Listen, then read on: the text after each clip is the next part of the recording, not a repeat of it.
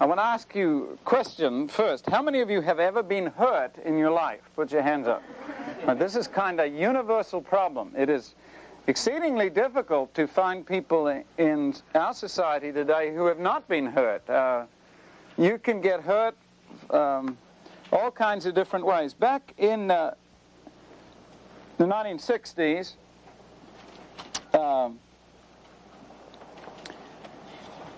they arrested a young man in a park who did one of the most horrible things. There was an old guy there reading a newspaper, and this is in New York City, and this guy, this boy, 16-year-old boy, came up to this old man and pulled this huge butcher knife out and just stabbed the guy about 130 times. When the police finally pulled the boy off the body, he was still stabbing it. Still stabbing the body. And they arrested him, of course, and they tried to find out why he had done this. I mean, he's 16 years old, and they finally got him to talk. They, for the longest time, didn't say a thing. And they finally said, well, look, who was this guy? And he said, I don't know. And they said, well, what did he do to you? He said, nothing. He was just reading his newspaper. They said, well, what did he say to you? He said, nothing. And they said, well, why in the world would you do that to the guy? Did you know him? He said, no, never met him before in my life. They said, you just went up to a guy you didn't know, who didn't do anything or say anything to you, and just stabbed him. I said, why did you do that? And eventually he said, you really want to know? And they said, yeah, we want to know. He said this, well, he said, I got a brother, he's older than me, and he's really smart, and he's also a great athlete, and he's good looking, and he's talented, and he's everything. And my mother keeps on saying, why can't you be famous like your older brother? And I know there's no way I'll ever be able to be famous like my older brother by being talented or by being smart or being good looking or anything else. And he said, I just thought if I can't be famous that way, I'll be famous some other way. And I thought of the worst possible thing I could do, and I went out and did it. And at least my mother will remember me now. Now, you could multiply this story 1,000,000 times across this country. You could do it every day without too much exaggeration. Sad little letters. I have some letters that I collected over the thing, and I don't know if I got them all here. But really sad little things. One little girl, I wonder if I got it in here. I don't know. She, this letter one time, she said, can you help me? She was like 7 or 8 years old. She's just a little girl. She said, my father carries a picture around of my younger brother who is 4, and he looks just like Daddy, and also a picture of my older sister who is 15 and is very pretty. My daddy doesn't carry my picture around at all. I gave him a picture of me, and I cut it and made sure it would fit his wallet, and he put it in a drawer. Is there any way I can get my daddy to carry my picture? Now, when you know, this thing comes out at you, and it comes out at you from, these are real hurts that happen every single day. Happen sometimes from little kids, and they happen all the way to really old people. And hurt has got to be one of the 3 major problems in society today. The good thing about hurt is that it's the easiest one, probably, of all of the problems to recognize. If the 3 major problems in our society would be violence, anger, violence, worry, and all of those attendant things, which, remember, are connected to unyielded rights, we just call them just generally violence. But connected to that would be worry and what some people call frozen rage, just pent up inside, that they're scared to let it out. They just hold it inside and develops all these pressures and tensions and stuff. sexual immorality of various kinds, and then hurt. The easiest one by far to spot is hurt. So what I want to do, in the book of Ruth, there are many, many examples of people in the scriptures who got hurt, and it can happen to Christian people just as easily. As a matter of fact, I'll put it this: I think it's more possible to be hurt as a Christian than it is to be hurt as a non-Christian after a certain number of years, because you can get hurt so badly that you cut yourself off from feeling. You know, I've met girls that have said this: "Hey, listen, I got hurt. I'm not going to get hurt again." It's as simple as that. I've just cut off all feelings. I'm just not going to care for anybody anymore. That's it. Boom. I've been hurt too many times. Forget it. So you get cynical. You get hard. And that's one way, I suppose, of dealing with pain, of just avoiding people or staying away from people. But one of the things that happen when you get saved is that God heals your conscience, and He takes the cynicism out of your life, and it makes you vulnerable again. So I can say this: Christians can get hurt. Jesus was hurt. And it's not wrong to be hurt. The way you deal with hurt makes all the difference in the world. So right off the top, it is not wrong to be hurt. It is easy to get hurt. The problem is not hurt. The problem is bitterness that develops from being hurt. In the book of Ruth, we have a beautiful story, but it really starts in tragedy. When the judges ruled, there's a famine in the land. A certain man of Bethlehem goes out to sojourn in the country of Moab, he, his wife, and his 2 sons. And this man dies, leaves his wife. Now that hurts you. That can hurt you a lot. You married and you really love your husband. Dad doesn't say why. Maybe it was a disease, or maybe he fell over something, but just like that.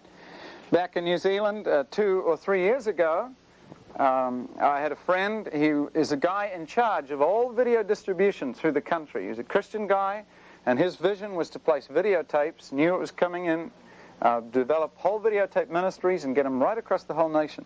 And this guy was probably the key guy. He was a young man. He was only 35, 36 years old. He had 3 little children and his wife, and he was an architect. He was an A1 architect.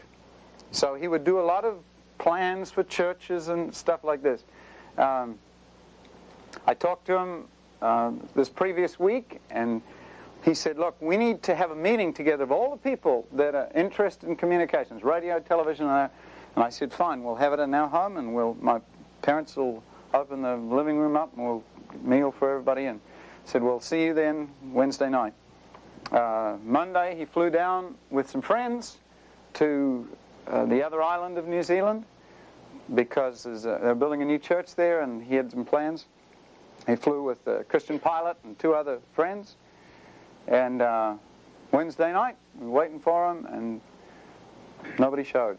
And we got a call that they had, flying back, there was a low cloud, and the guy wanted to get a visual of where he was. So they were above the cloud, they came down into the cloud, and there was only one mountain sticking up in the channel, and they came right smack in the middle of it.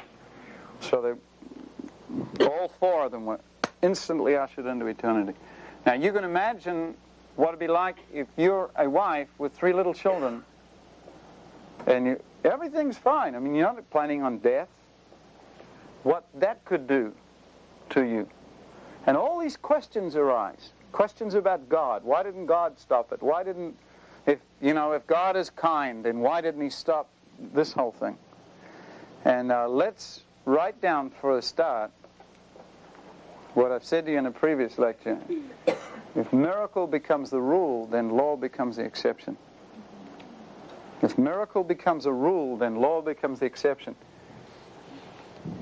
There are things that go on all the time in the universe that God does not stop. Because even God has to have a limit of what He is wise in Him stepping in and intervening. I believe God can help you avoid things. Matter of fact, what was interesting, months later, I talked with that pilot just before he left. And there was another guy who was going to fly with them. And they'd flown the week before to the same place. And this pilot said, as they were flying over the channel the week before, this other Christian pilot who didn't fly this time, you know, if there was ever a low cloud, should really stay high because of that island down there. And you can imagine, it was, and you know, he'd never said it, never thought it before. He thought it right in the middle of the plane. It was almost like a warning. And if he'd have been in the plane, nobody would have known that.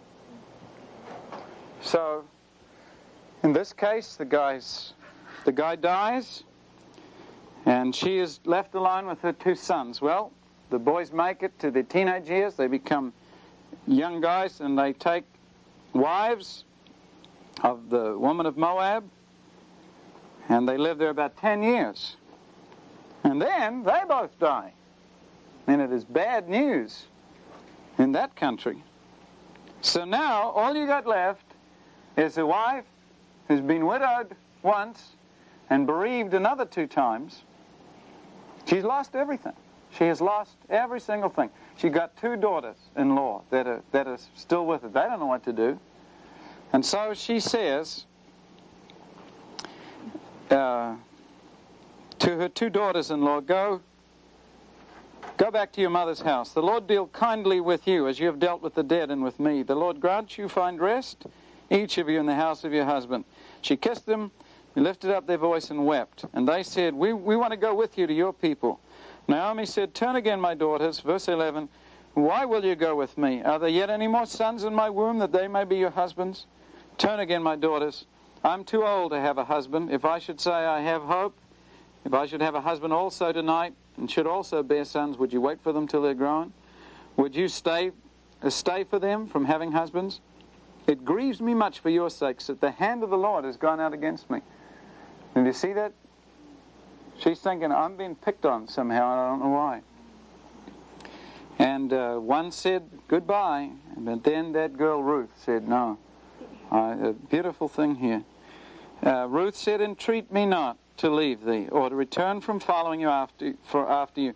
For where you are going, I will go. Where you are lodging, I will lodge. Your people shall be my people, and your God, my God. When you die, I will die, and there will be buried. And then, verse 20, when she came back to Bethlehem, they said, is this Naomi? And she said, look, why don't you change my name? The Lord has dealt very bitterly with me. I went out full, the Lord has brought me home again empty. Why do you call me Naomi, seeing the Lord hath testified against me, and the Almighty has afflicted me?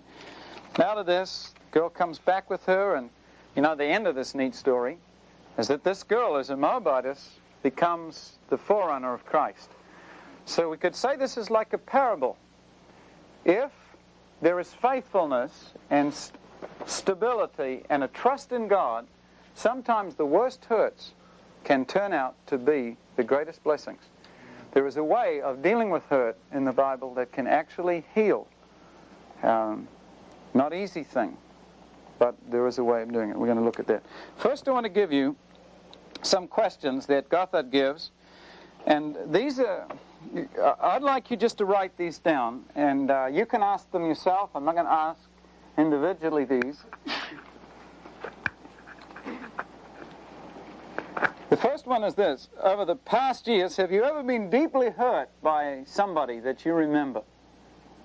Deeply hurt by somebody.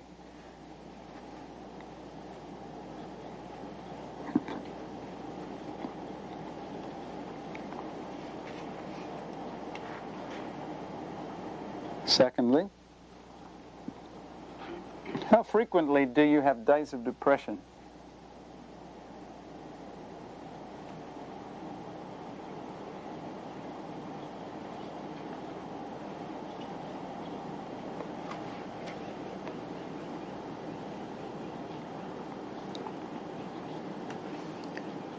What would you say, thirdly, what would you think or say is your greatest source of irritation? What's the thing that bothers you most?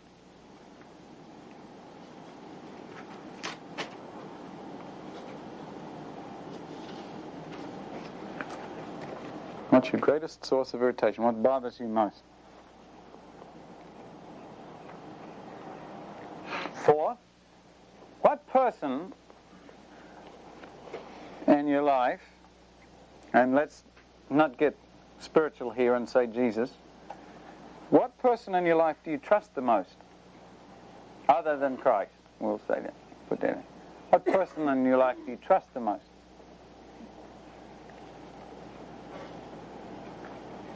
Can you think of somebody you trust? And last, who's the one person you would not want to be like? And don't say the devil.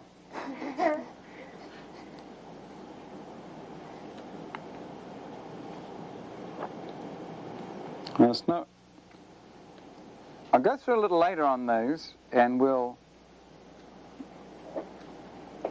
show you that. But you need time to think about those. The answers you give to those will tell you something about your life and how you handle this thing. Now, what I want to give you now is how to recognize hurt. Hurt is probably, I mentioned the easiest thing to recognize. So, in the little manual, Youth Aflame, I have at the back of it, it's called a spiritual first aid kit.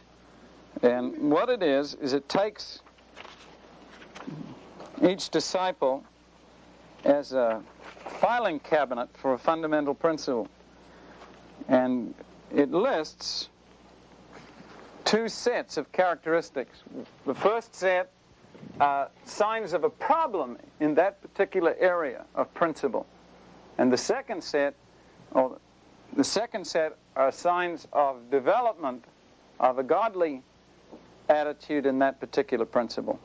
All right? So, in this case, let's write down some of the characteristics of hurt person. By the way, how many of you think you could recognize a hurt person on contact? It's not really that complicated.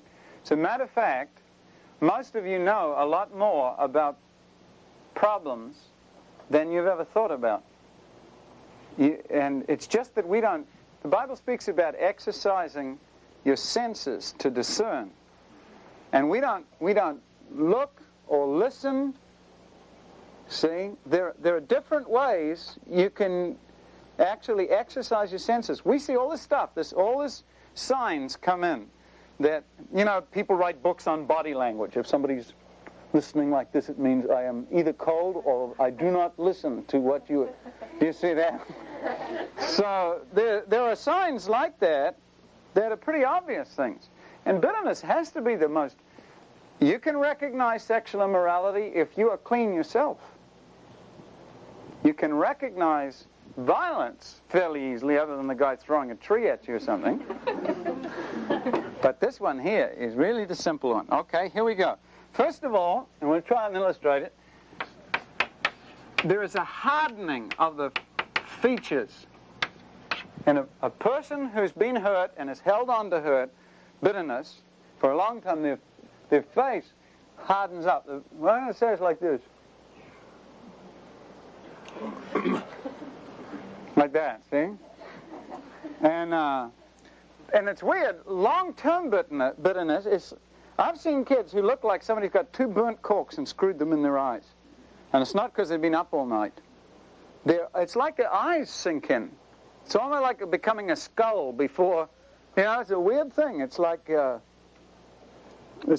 pulling... It's like them are pulling inside of themselves. And it comes out in their face.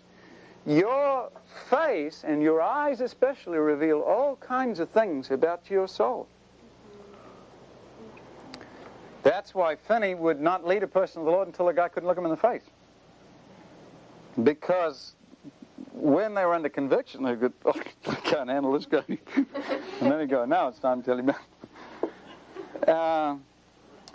The lips and the jawline especially. Now, all I just say is that think of 5 or 6 people you know that are really hurt and are still hurt, and in your mind do a superimposition of their faces on top of each other and pull out the common elements. I wish I had it on computer. We could pull it out. But that tightening, it is easy to see a bitter person. You know, it just sticks out. Hi, I'm bitter, I'm hurt. Here are some of the other ones, the social signs. Physical are the easiest ones. Little concern shown for others. A bitter person could care less about anybody else. Little concern. There's one exception here, and we'll tell you about that in a minute. Secondly, they're very sensitive and they're very touchy. You know what touchy is? You can't say anything. I mean, if a bitter person comes in a room and 2 of you are talking, and you get quieter when you're talking, the bitter person goes, they're talking about me. Just like that. Here is the exception. They become very possessive with just a few friends. Now, they tend to show, the one person they do have concern for is just a few very close, not a lot. Never have a lot of close friends. Not a lot of friends. Very possessive with a few friends, sometimes bordering on craziness. A person would kill themselves if they lost that friend. In other words, that friend becomes the whole center of their lives. There are girls who, because they've been hurt, have a boyfriend, and if the boyfriend left them, they'd die. They'd just kill themselves straight off because they're hurt. There is a real fear of losing, an unnatural fear of losing a close friend. Next, person avoids meeting new people.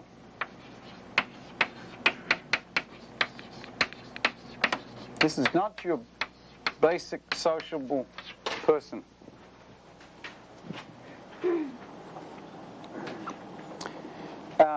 Key sign. Ingratitude, little or no gratitude at all. Does not seem to know how to say thank you. Attitude, it's what I deserve. No gratitude. Key sign. Another one, flattery and criticism. Some people get, you know what flattery is? A person who's flattery is not sincere thanks. It is, hey, oh, you're incredible, I can't believe how incredible you, see? And then to somebody else, oh, see, it's like a Jekyll and Hyde, wonder, you know, for somebody else. It's that. And that flattery criticism thing, chief sign of bitterness. Person who's a flatterer is a hurt person, bitter person. Another, grudges. The harboring of grudges against certain people, long-term memories. And I remember that guy. I remember him 10 years ago. I remember him. Bad friendships, rotten friendships. Just parents say, I can't, my little boy is going wrong because he's hanging around with the wrong people. He's hanging around with the kind of people he likes hanging around with. And then, early stages, a stubborn, sulky attitude. You know what sulky is? I call it Zulu lip. Whoa, you know that? Stubborn, sulky attitude. And we'll go through this in this development of bitterness chart. And then, last two, an unwillingness to share or help anybody. That's like that little concern, but they don't want to share anything, they don't want to help anybody. that kind of thing, and will often defend wrong. Well, what's wrong with this? These have kids come up in camp and say, what's wrong with, and you can fill in the blanks, could be anything. What's wrong with? And then here's the real danger sign at the end of this. Mood extremes. Mood extremes. So high 1 minute. Oh, it's incredible. Yeah, and then the next, boom, they're so low they can reach up and touch bottom. That is an exceptionally dangerous sign because of the way bitterness develops. All right? That's the, those are the signs. And now, I want you to look with me at a few verses, Bible verses on this, and then we'll come back and we'll just look at how it develops. Some of you have gone through Gothard and that kind of thing, but maybe this will be of some value to you.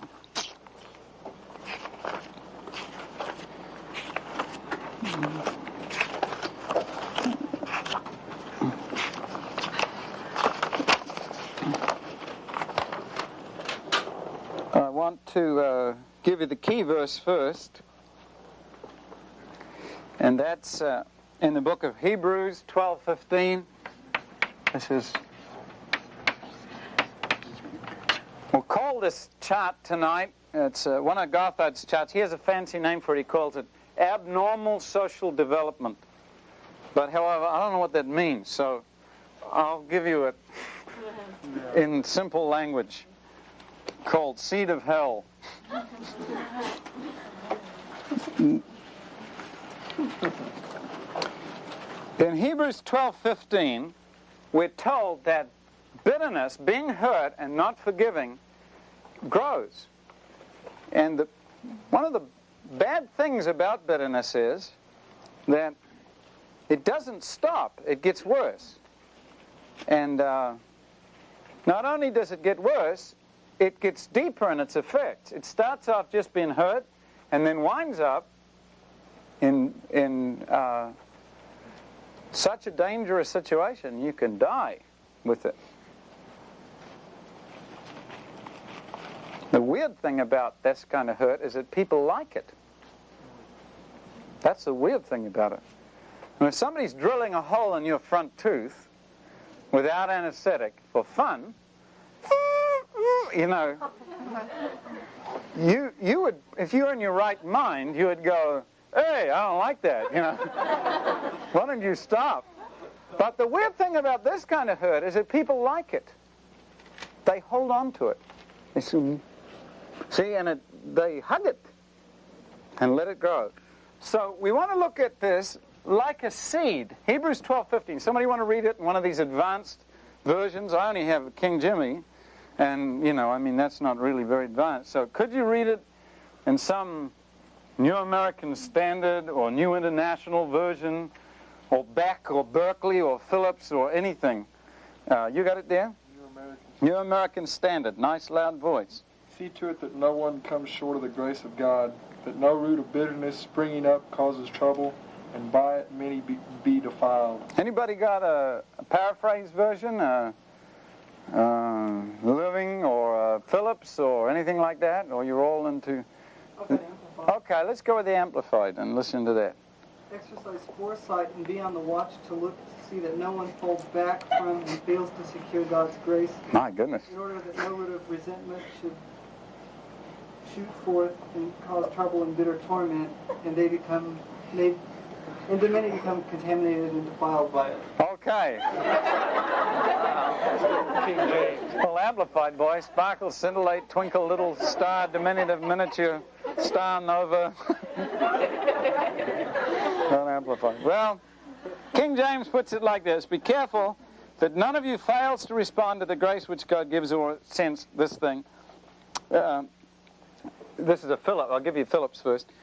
Be careful none of you fails to respond to the grace which God gives. For if he does, there can very easily spring up in him a bitter spirit, which is not only bad in itself, but can poison the lives of many others. So, question, does bitterness just hurt the person who is bitter? Answer, no. The Bible says it can hurt multitudes. There is a little man. His parents quarreled and fought constantly and took out their violence on their boy, beat him up continuously. Finally, he went off to a monastery for a while and later on became a paper hanger. His name was Schickelgruber. And a little later, he got better and better at speaking and got involved in politics. He grew a little toothbrush mustache and changed his name to Hitler. And it hurt a lot of people. I think of a boy, he's 16 years old. If my microphone falls off, bites the dust again. He was 16 years old. He was going to church until he was about 16, and he stopped coming. And his parents thought that that wasn't a good idea, so they called the local priest and said, what? You know, he's done something about girls and not going to church. So they called the local priest over and said, what can we do to make our boy go to church? And he said, get a stick and whip him until he goes. Unfortunately, he was listening in the next door room, and he ripped the cross off his neck and threw it on the ground. He was 16 years old. His name was Vladimir Ulanov, and that same year he watched his brother, who he idolized, who he loved, his older brother, who was a chemist, being hung for treason. And that 16-year-old, having discarded God and having lost his hero, standing there among the crowd of adults in grief and anger and rage and hurt, said aloud, I'll make them pay for this. I swear to God, I'll make them pay. And a contemptuous adult who looked at this 16-year-old said, you'll make who pay? And he said, never mind, I know. And years later, as a young man, now involved in the early Communist Party, one Communist Party member said to another as that young man came into the room, do you see that young man? I fear him. The other guy said, why? He said, because I don't know anybody like him who thinks and dreams nothing but revolution 24 hours a day. He changed his name from Vladimir Ulanov to Lenin, and he married Marxism with violence, and out of that 2/3 of the world came into communism. Now, hurt, unchecked, can kill millions. A boy came to Baltimore from an African nation, and he was hot one day, and he was a university student in the United States, and he went into this Baltimore hotel, and he asked if he could get a glass of water, and the guy pointed to the spittoon and said, sure, drink all you want. And that young man went back to Africa, and his name was Swami Nkrumah. And I think of another young man who studied here in the United States, studied in Berkeley and a couple of the other major physics labs. He was Chinese, came from another nation. He's one of the most dangerous guys in the world because he's the guy who heads up the Chinese missile program. As far as I know, not one single Christian ever talked to him, ever loved him, ever met him during his whole 7 or 8 years of training. And he went back to China with a hatred for the Western world. Remember Georgian from Silverwind? He and his friend crossed the border together because they wanted to be free. When they came over here to the West, they saw more bondage than they did when they were in Bulgaria. And his friend gave himself up and went home. And if Georgian hadn't been reached by some street kid telling him about Jesus, he wouldn't be either saved or in this country or anything. I mean, all around you, there are people who have not been able to handle this thing and are losing it. And they have called, David Wilkerson's got a great name for this. He calls it the throwaway generation. The throwaway generation. I worked in the streets in the 1960s. We were out there 2 or 3 in the morning, and there were little 8 or 9-year-old kids, and we'd say to them, what, where's your home? They go, it's, somewhere around. And I'll say, well, what's your father think? about you being out? And they said, I don't know who he is. And I said, well, what about your mother? I mean, they said, she doesn't care. They don't care whether they come home or not. I mean, that. All right, let's start, and I want to show you how this thing develops, because there was a verse in the Ten Commandments, and I want you to just grab it and have a look at it, and we'll see the value of this thing. Exodus 20 and Deuteronomy, what's the other one? Deuteronomy 13, is it? 20 something or other? Exodus will do, it's in both, but here's a little test for you. In Exodus, there is one single commandment given to children. All right? It is called the commandment with promise because it's the only one that has two specific promises for children. In other words, God knows how hard it is for kids to do this, so He put in a couple of blessings. That, in Exodus 20, what is that commandment? Verse 12, honor your father and your mother. All right, and then what are the promises connected to this commandment? That your days may be long on the land which the Lord thy God gives thee. Now, the cross-reference to this, Deuteronomy, what is it? 5? What is it, Deuteronomy? 5, isn't it?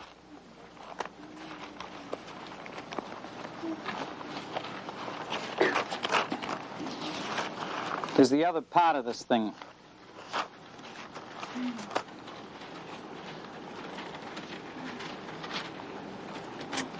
Verse 16 says that your days may be long and that it will go well with you. You remember the legend about the guy that, poof, and he saved the genie or whatever the thing is? Genie came out of the bottle, said, I'll give you one wish. You can have anything you like. He said, give me a day to think about it. All right?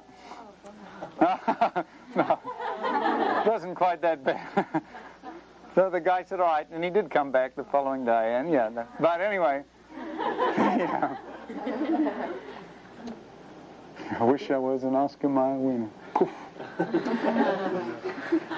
The guy said, I thought about it, and he said, I thought about asking for money and wealth and power and fame, but he said, those things are not worth the hill of beans if you're not alive. So he said, what I want is to live forever. And I want not to have anybody able to kill me, or no accident to kill me, or no disease to kill me, so no explosion can kill me. So I want to be indestructible and eternal. I want to live forever. And the genie said, well, you asked a pretty heavy thing, and just think how neat it is to get saved. Because you get that. That's a fringe benefit. Anyway, he said, oh, but you want it? Yep, you got it. The guy asked for eternal life. Nothing could kill him. He forgot to ask for eternal youth. He got older and sicker and more racked with pain. And he begged to die and he pleaded to die and he tried to kill himself. But nothing. He's still alive somewhere, living out in Lindale under It's not enough to have a long life if you don't have a good one. And this commandment has two promises. One, that God will give you a long life, and two, that He'll give you a good one. Now, what if you violate that commandment? What if that commandment is broken by society? Then the opposite will take true. One, you will not have a good life, and two, you will not have a long one. This commandment protects a person's life. Now, if we look at this chart and show how this thing develops, I think we'll see exactly how to... I'm going to give you a scenario, like in The Great American Hero has a scenario. Can you head up your charts in the following way? And this is kind of the Gothard simplification version. We'll put God can see what Gothard calls visible symptoms. And then, oh, no, wait a minute. Sorry. I'm freaking out here. Okay. You can see. God can see. And then on here, the Bible says, and you will need to leave space for 8 sections, each with a couple of lines in it. All right? So if you've got a new sheet of paper, fine. If you can fit it in that sheet, fine. Bitterness is like a seed. Back to our counterfeit conversion series. Here's the roots, then up goes the plant.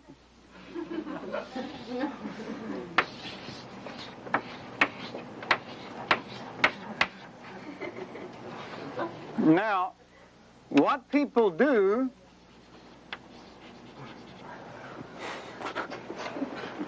in society is see the fruit of this and go chopping branches off. See? Cut that branch off, chop that thing. They leave the seed there. They leave the root in there. And very short order, it's back up again. And don't deal with the root. Unless the root is dealt with, the problem comes out in other ways. Okay? So, here is our chart. We're going to take a little boy, and this little boy, I'll say he's about my little boy's age. He's 3 or 4 years old. He's only a little kid. And hurt can be 2 different things. It can be a whole bunch of little things that just add up. Little things that just add up over the years. So you can't put your finger on one major thing, just a whole bunch of little things. Or one huge, horrible thing that happens. One girl said, she's 15 years old, she said, my dad is going to work out on my mother. They don't know it. They think I'm asleep, but I can hear them arguing at nighttime. And the day he does that, I'm going to be the dirtiest little hippie the world has ever seen. That's little things that build up to one big thing. All right? This wounded spirit is what hurt is. You know, everything starts in our spirit. It doesn't start just in our personalities. It starts in our spirit. To be hurt inside is the worst kind of hurt that you can ever have. What is a wounded spirit? To be deeply wronged. And what is funny is that can be real or imaginary. You can have real hurt from an imaginary cause. Somebody can give you a false impression, and you can really get hurt by it. See? And the hurt is real, even though the cause is imaginary. The Bible says in Proverbs 18:14, a wounded spirit who can bear. Proverbs 18:14. Who can handle a wounded spirit, in other words. And then Hebrews 12:15, we've already given you. Beware lest anyone fail of the grace of God, lest any root of bitterness springing up trouble you, and thereby many be defiled. All right? This little boy, let's say, his dad says to him, I'm going to take you out fishing. Let's say he's 8 years old. Now, I'm going to take you out fishing when you're 8 years old. So the kid gets his calendar, and he marks off his birthday with big red magic markers, and then counts down the days.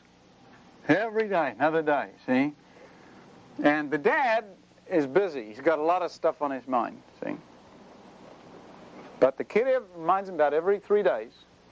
Don't forget, we're going out fishing on my birthday. Yes? He said, we'll get up early, I'll take you out fishing. All right? About a week before, the guy checks his desk calendar.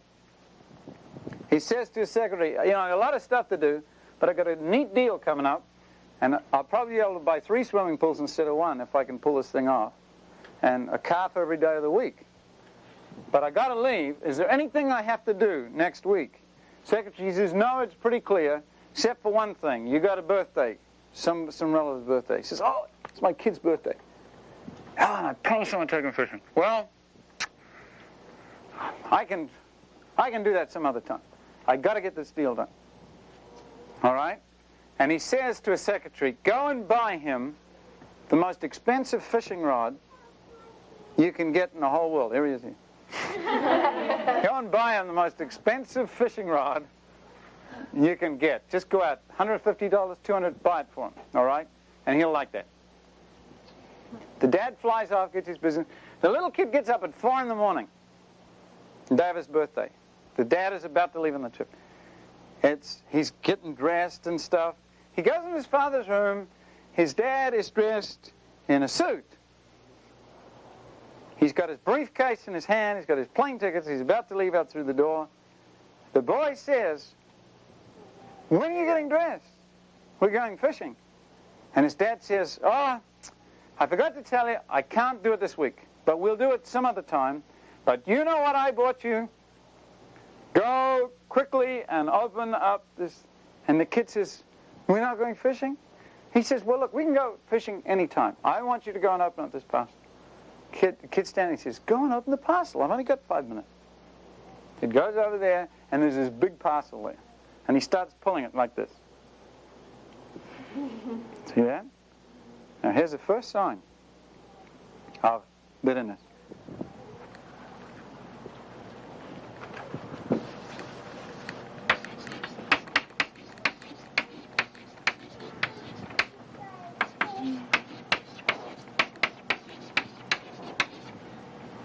Used to be a song by this.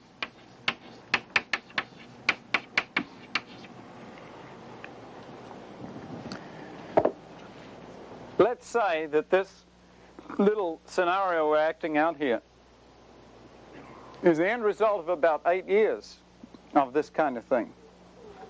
All right? The dad says, look, I haven't got time to watch, but I'll see you in a couple of days, okay? He flies off on his thing. The kid leaves the thing half wrapped. Doesn't even open it. A couple of days later, the dad comes back in. He says to his wife, hi, how's things? Hey, I pulled this deal off. It's terrific. We got all this money coming in. Where's my son?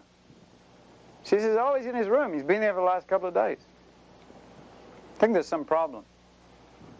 So the dad knocks on the door. No answer. See? What it is a wall goes up. And it goes like this. You hurt me, so I am not going to let you get through again. Invisible wall. Second, that's step 1. Step 2. We're accelerating this. It never happened just once, because God has given kids an amazing memory to forget things. But if this happens again and again, and that hurt really is there, one of the signs of bitterness, you don't forget. You do not forget. And it goes now to an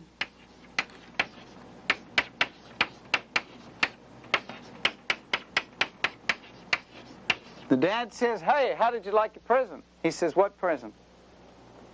Says, did you open it? He says, no. He says, look, do you know how much money I spent on that thing? Why, when I was your age, we had to walk through the snow for 4 miles in our bare feet.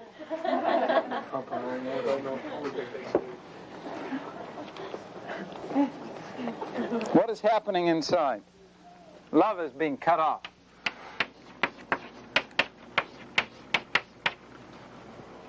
I want to say thank you because you hurt me. Alienation of affection, Gothard calls it. Broken regard. Starts to lose his regard or his respect or his affection for the person who has hurt him.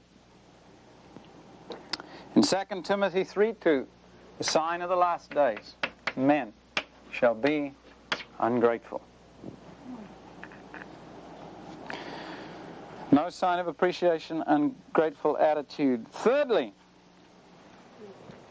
and I'll have to put this one up here, okay? This comes now in order there, but, we're going to run low on space here. So, thirdly, this is getting worse, by the way. It's going to get worse. It doesn't stop. It just gets worse. Thirdly, what people see outside is this. Now the kid is, let's say he's 12 years old. Let's say he's 13 years old. All right, he's a teenager now. It's rough to be a teenager. How many of you have been teenagers? Okay, it's rough. Here's where we get the stubborn, sulky attitude. Here's how it happens in the house.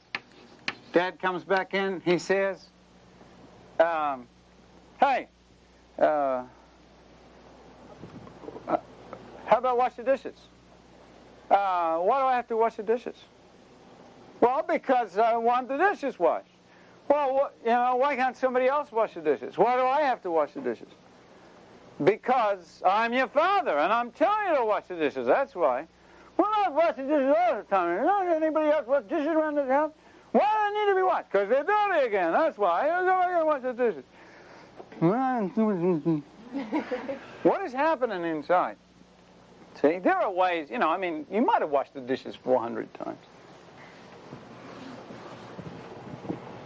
What's happening inside? Because the respect is gone, because there's been a loss of regard, then there starts to be a rejection of authority.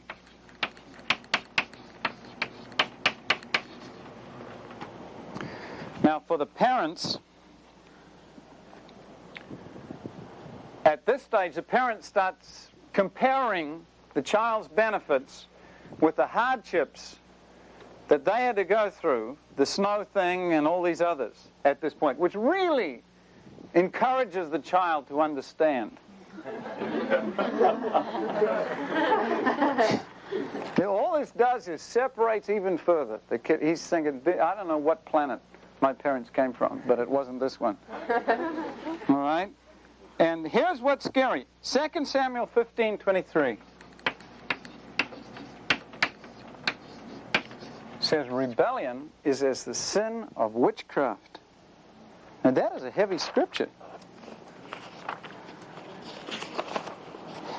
Stubbornness is as iniquity and idolatry, which tells you something. The worship of false gods is connected with hurt and bitterness. Very, very often, it is the rebellious kid that sets up their idol. What's that? 1 Samuel. Did I say second? Okay. 1 Samuel 15:23.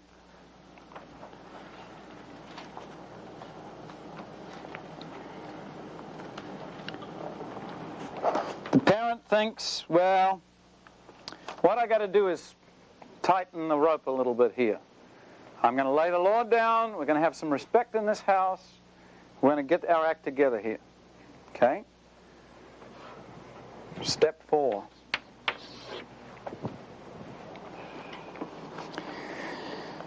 One day, the dad, now he's tightening regulations, see? I want you to mow that lawn. And if you don't mow the lawn, I'm going to ground you for a week. You will stay up in your room, you will not see anybody, you will not talk to anybody.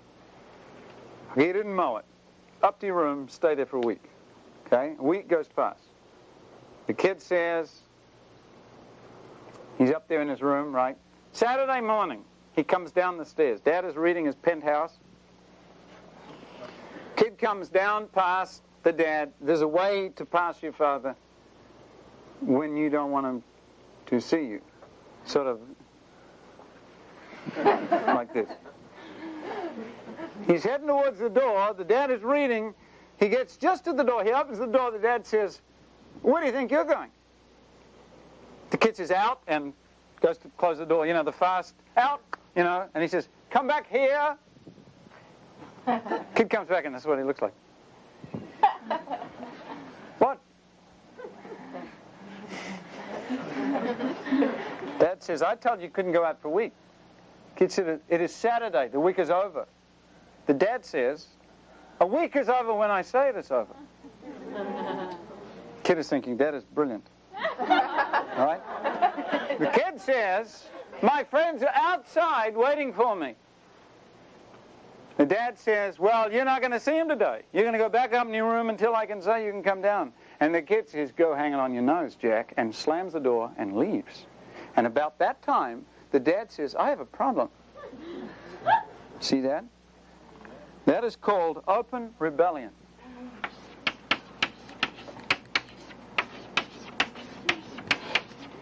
At that point, the person now takes their own authority. They become their own boss. As a matter of fact, they start playing the devil. Isaiah 14:12-14.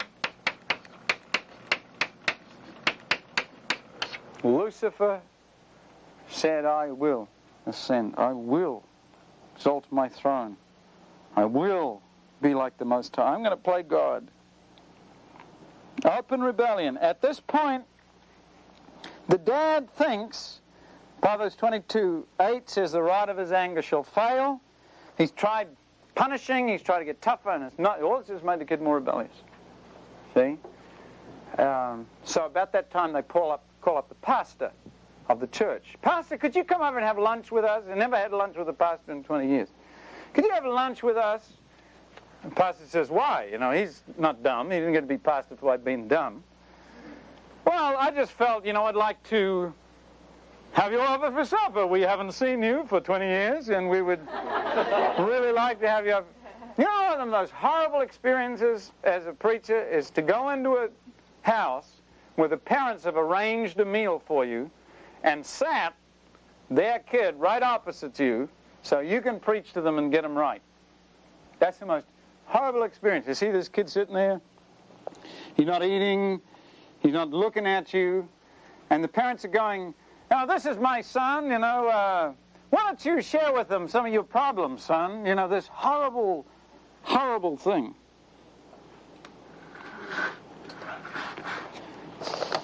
At this point, it is lonely being your own boss. It really is. Kind of scary out there being your own boss. So at this point, you've rejected parents' authority. At that point, mothers start reading their daughters' diaries. All that stuff. Then the outward sign is you start getting into bad company. And that is not black bad, that is white bad company.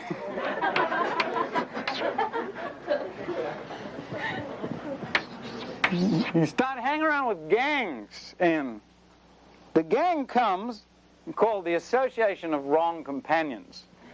The gang comes because it's lonely being your own boss, and if you get a whole bunch of guys, and this is how it starts, you go, "My old man did." "No, what did your old man did?" "Well, he did. My old man did the same thing." "Really?"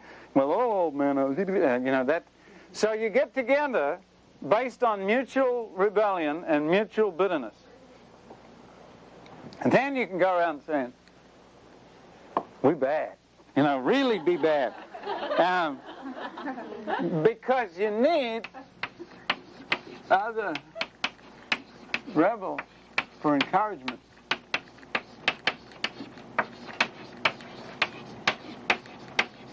And the gang can take various forms. It doesn't always have to have baseball bats and sawn off machine guns from Vietnam and stuff. You can be political and call it SDS or something, or you can do all kinds. It's still a gang. You can be the local bowling league, that Grease too.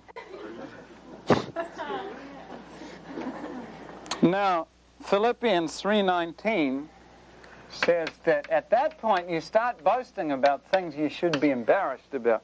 It's there that people go, "Hey, how many windows can you break? I could break 50 of these windows. I could break all of them. Hey, man, I can blow the building up. I bet I could drive my motorbike 150 miles an hour right through the center of town. I bet I could drive my motorbike through the police station." See, and everybody gets into this big boast about how bad you can be. See, and then now, 6. Now, because you're your own boss, nobody's telling you what to do, you're not listening. By the way, at this point, all parents are all, see, police, bugs and fuzz and everything. You know, anybody who's up there is the pits. You're the boss. Okay? At that point, you can do anything your little vile heart wants to. So you carry out all the desires for wrong that, at least before, were kept in by some legal means. You begin to flaunt your wrong. Instead of being a secret thing, you start doing it openly. Instead of secret sexual immorality, it is open sexual immorality. Instead of secret drug use, it is open drug use. You start flaunting your rottenness. And the sign is the defending of wrong.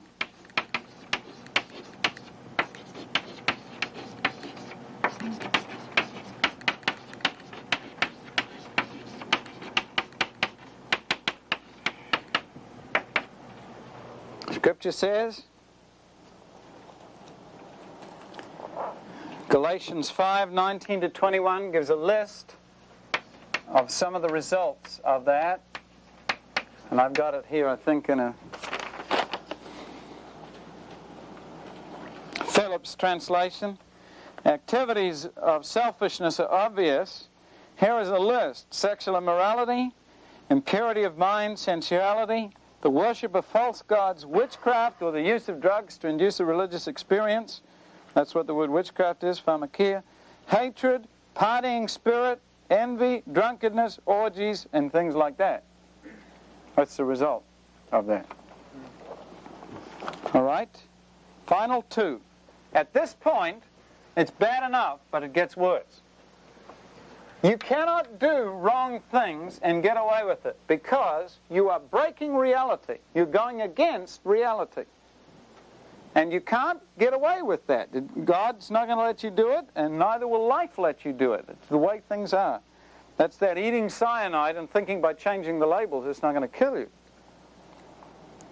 I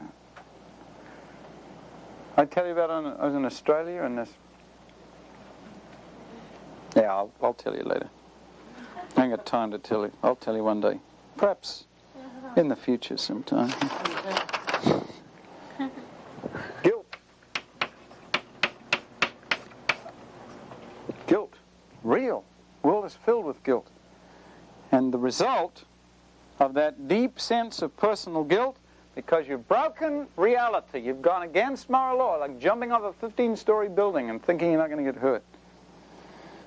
The sign in Romans 2:1 is you start pointing the finger at other people.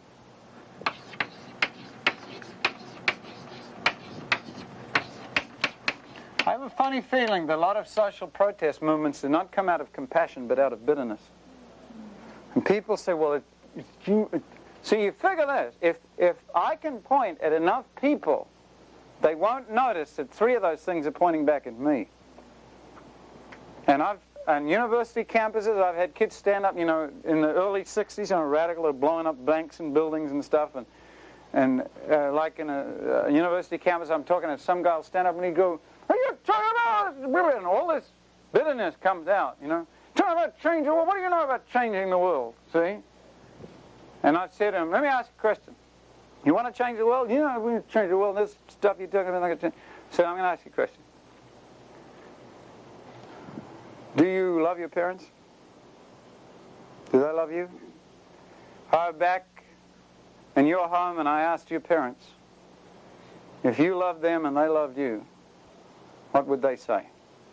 Always that silence. And I'll say, until you can deal with your own home, shut up and sit down because you've got nothing to say. If you can't see change in your own home, then don't talk about society because you don't know what you're talking about. And that pointing the finger at other things, 9 out of 10 times. The Bible says in this Romans, when you point, you judge somebody else, you're condemning yourself. That's the basis of divine judgment. You stand before God and you say, I don't know anything. You're going to replay the tape and the tape's got your voice on it. You say, you rotten liar, and God says, you know what truth is then? See? You say, you go to hell. God says, you know there's a hell. with your own mouth, you will sentence yourself. That's why the Bible says when you condemn, the person who's always picking on one thing very often has the same problem. All right? Last one. If it ended there, it would be bad enough, but it doesn't. Here's where it ends. It ends in what Deuteronomy and Exodus said it would end in. At that point, the sign on the outside is mood extremes, ecstasy, deep depression, backwards and forwards, a craziness, high as a kite, low as the bottom of the pit. And Job 10:1, and what is happening inside? Person cannot handle it, sees no way out, thinks about suicide. Suicide is the ultimate statement of selfishness. It says, I will punish the world by taking myself out of it. I'll teach them. They wouldn't conform to what was true, so I'm going to teach them.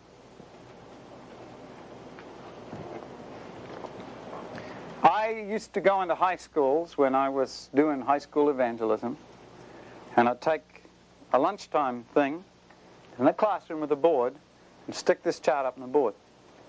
I just called it Dealing with Hurt. It packed out, 100, 200 kids jam into this classroom, dealing with hurt. Write this up on the board. And then I'd ask them at the end, I'd say, let me ask you a question. How many of you see yourself somewhere on that board? And it's astonishing. First there's a sort of, it's funny, when unsaved people hear something, they get very quiet. When Christians agree with it, they get loud. You know, hey, amen, you know. But when unsaved people hear it, they get very quiet. There's a sort of dead silence, you know. When they're not listening, they go, hey, you hear, and there's this horrible silence each time. And then I had a kid come up to me, this is in New Zealand many years ago, and he said, what do you do if you're on that chart, on the bottom of it? And I said, are you there? He said, twice in the last month I've tried to kill myself. And he said, today I just worked out the right way to do it. And he said, I come along the corridor and I saw this sign, how to handle hurt. And he just wrote my whole life up on that board. My whole life is up there. And I said, do you want to know how to deal with it? He said, yep. I said, well, you come after school and I'll see you and I'll show you how you can handle that. I led him to the Lord, taught him how to forgive, and that kid's a social worker today, working for Jesus. See, when we take a break now, we'll come back, we'll deal with how to deal with hurt.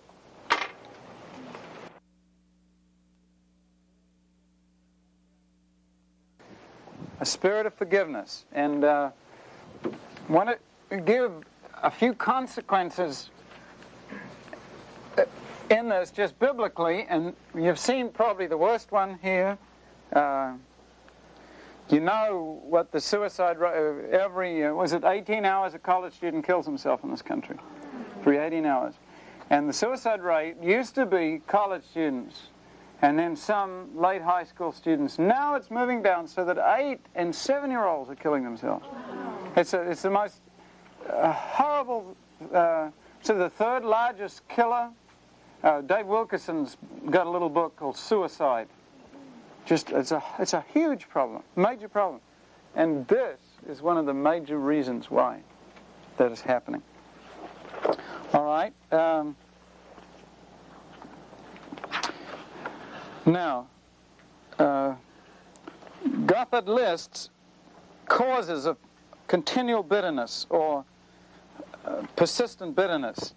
And one is that we tend to balance guilt and blame. We say,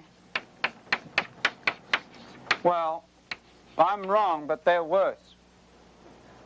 That thing. See, like, yeah, well, I know I'm bitter, but I have a good reason to be bitter because you don't know what they did to me. And that's supposed to ease your conscience. In other words, what that's supposed to do is make you feel less bad for being bitter. But it cannot deal with bitterness. And that thing just eats away. It gets worse. Now, that leads to interesting consequences when you ask forgiveness of somebody who has hurt you. Because they do the same thing. If there is a real bitterness between two people, and one person asks the other person for forgiveness, here's the weight coming down of guilt, of a bitterness. The thing that balances it is blame of what the other person has done. Now you come in and you say, look, I have been wrong, will you forgive me? To pull that off, and what that does is really dump down on the other side. So that's why there's weird reactions when you ask people's forgiveness, because it increases terrifically the amount of guilt. As long as they can justify, you're just as bad, you've done, see? So you need to keep that in mind. Secondly, people use bitterness for revenge. That's why they like it. God says, we feel if we show them we're offended, they'll be sorry. That's our crazy idea. I'll show you, You're going to be sorry. I'm going to say that. Who is sorry first? You're the one. It's killing you. The guy that gets so mad at a person and none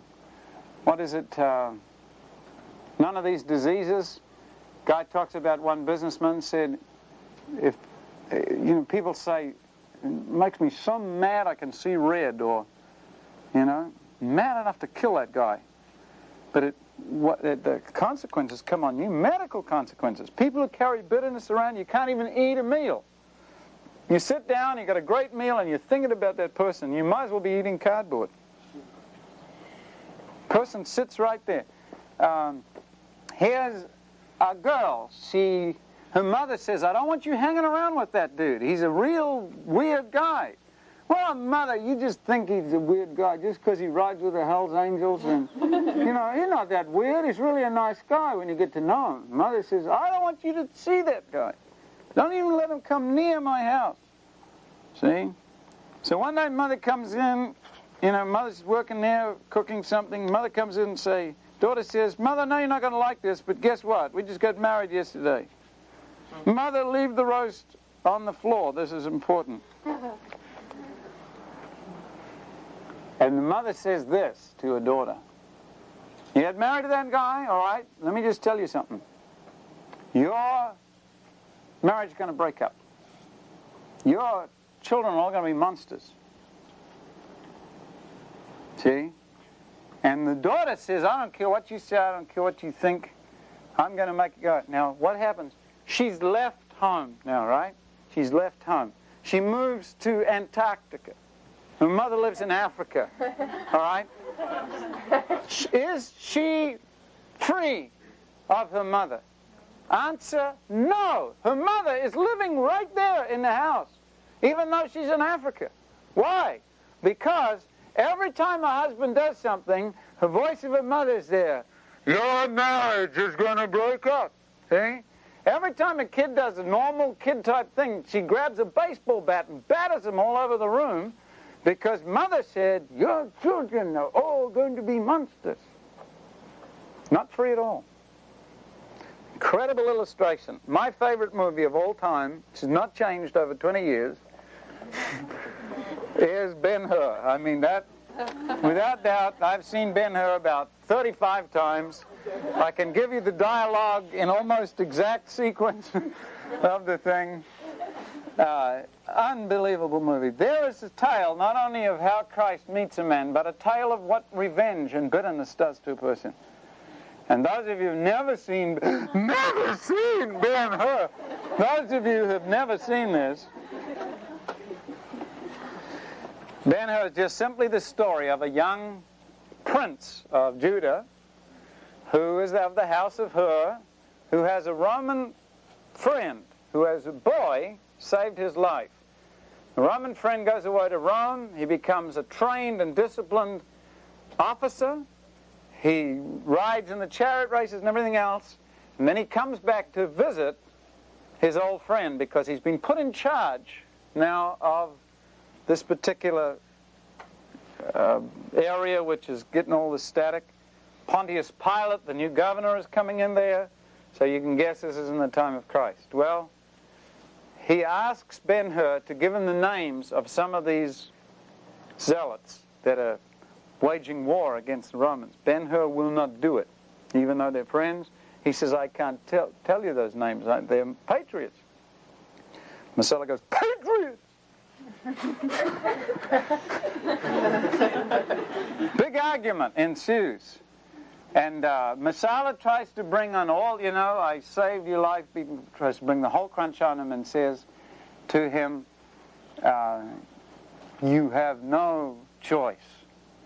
If you are not for me, Judah, and you're against me. And Judah says, if that is so, then I am against you. And right there is big separation city, right? Ben-Hur is watching this new governor come in. His sister leans on a rotten old brick, falls down on the road, the horse rears. Messala gives an order. The soldiers go up, capture the household. They put the mother and the daughter away in a dungeon where they later catch leprosy. And Ben-Hur is caught and sentenced to slavery on a ship till he dies. Well, the Lord steps in a number of times through this movie. He's kind of there all the time in the background. And Ben-Hur escapes from the ship, becomes the adopted son of a famous Roman soldier, learns chariot racing in Rome, comes back. Why? Because he is still ticked off with Messala. Messala thinks he's dead, and then follows the famous chariot race where Messala gets turned into strawberry jello. And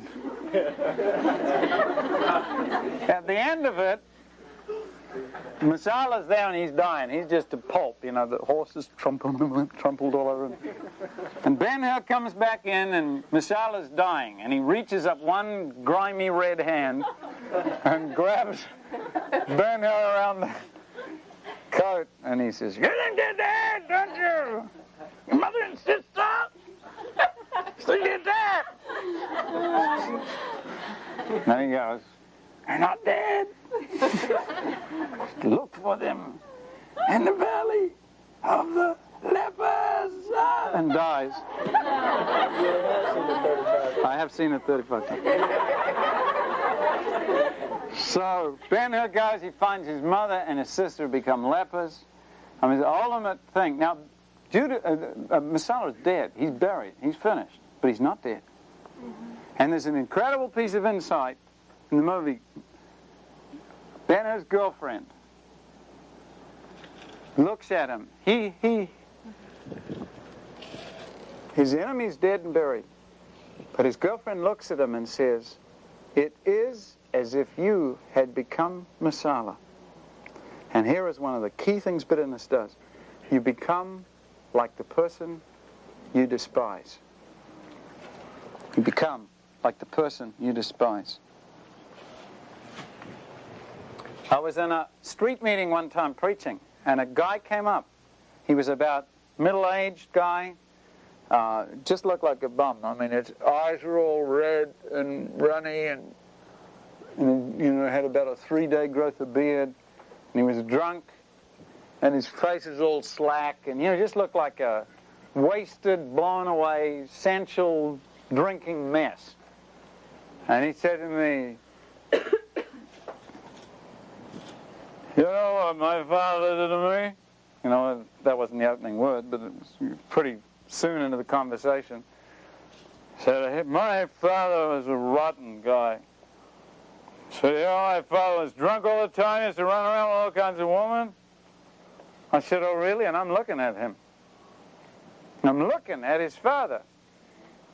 You become his father.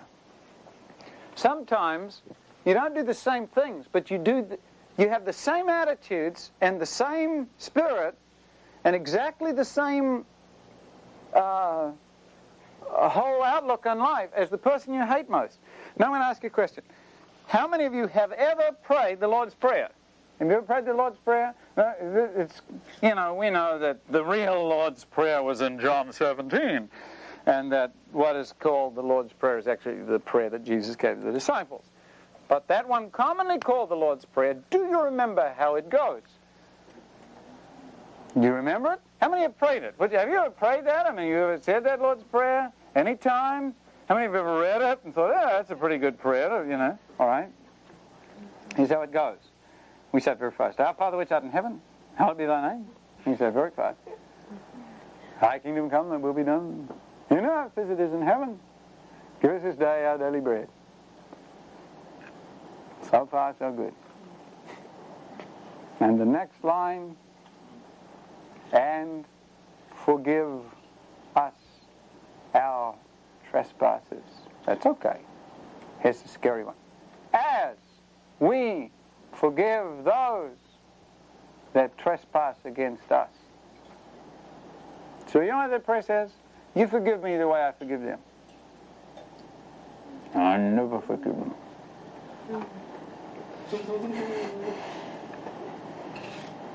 I had kids say that. I never forgive them. I never. John Wesley met a man on the streets. Wesley's guy was really bitter. Wesley said, you must forgive. The man said, sir, I never forgive. And Wesley said then, sir, I hope you never sin.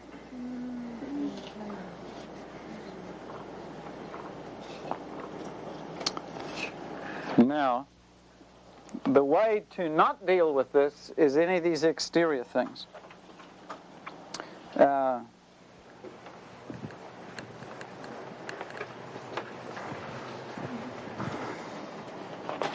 What causes hurt and bitterness?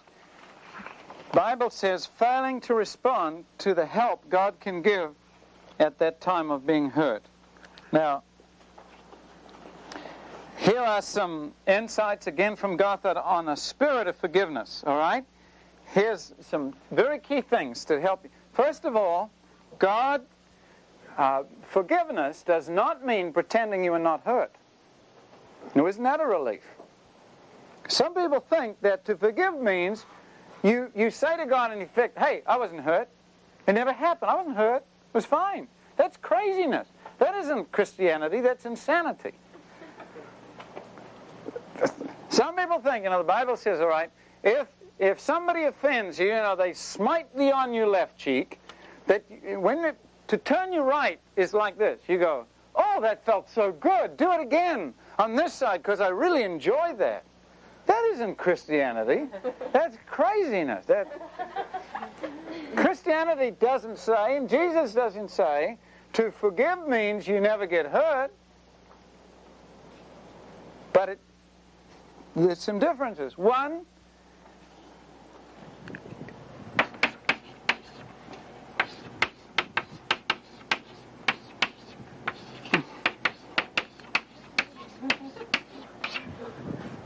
the offense and the offender, two different.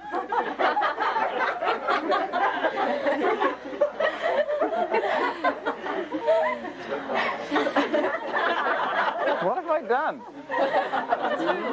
What? Tuesday. Oh, you think this? Now that's a positive. That's a positive. Sorry, it's just my physics. I can't help it.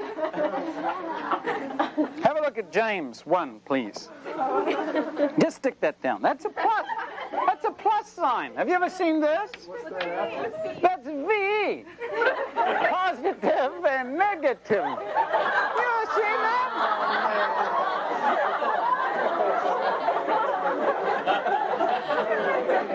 What were you guys in physics? You know, take electricity and basic. Well, yeah, everybody can see that, but then you think I was scribbling on the board. No,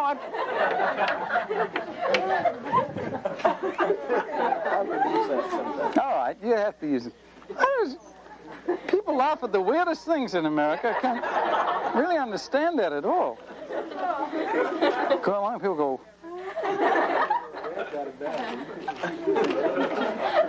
Wait till you come to New Zealand. I'll give you a beetroot hamburger.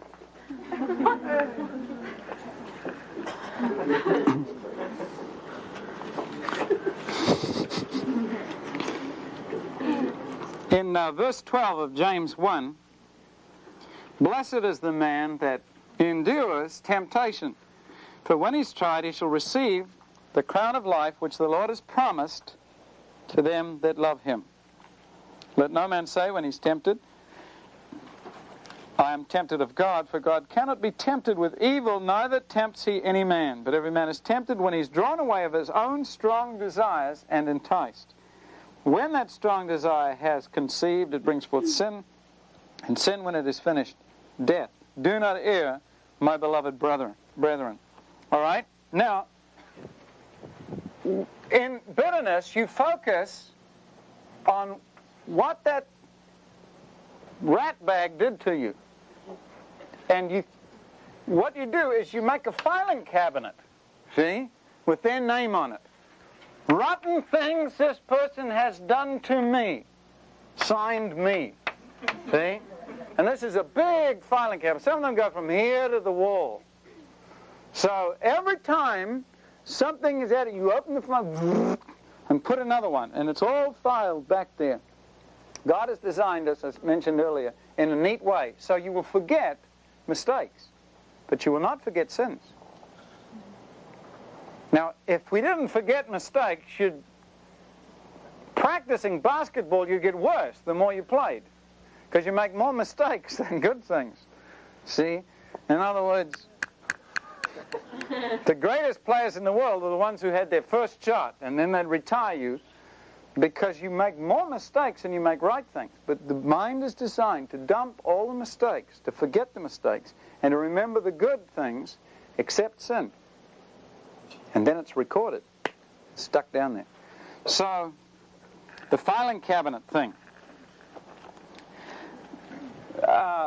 It is possible, by taking a whole different picture of this, I want you to think like this. How does God think about you when you do something to hurt him? And can you write this down? Grief is proportional to intimacy. People who you know very well have more power to hurt you than people you do not know very well. If you are slightly plump and somebody comes up and says, "Hi, Porky," and you never seen him, you don't know him from a chocolate chip cookie, you go, "Yeah, well, hi, Skinny," or whatever, But if somebody that you really looked up to and respect said, "I think you're a fat slob," do you know that? I mean, that can really destroy you. So the better you know a person, the more you can be hurt if they betray trust or let you down in some way, again, deliberately or unconsciously. People can hurt you that you don't even know. They don't even mean to hurt you, but they have. Now, I want you to think about God and ask yourself this question. Who knows you better than anybody else in the universe? Who is closer to your innermost thoughts and knows you more deeply than anybody else in the universe? And the answer is God. So when you hurt him, you have power to hurt him more deeply than any other person in the universe. And that is quite a thought. Because you see, we're human and finite and fallible, and certainly not aware of everything that goes on. There was a little science fiction short story once about a girl who was in hospital, tried to kill herself about every 3 hours.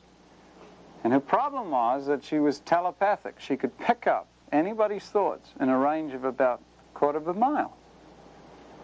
And in the middle of a city, she was gone crazy. Because she could read everybody's thoughts. No blanking. Coming right in, right in, right in.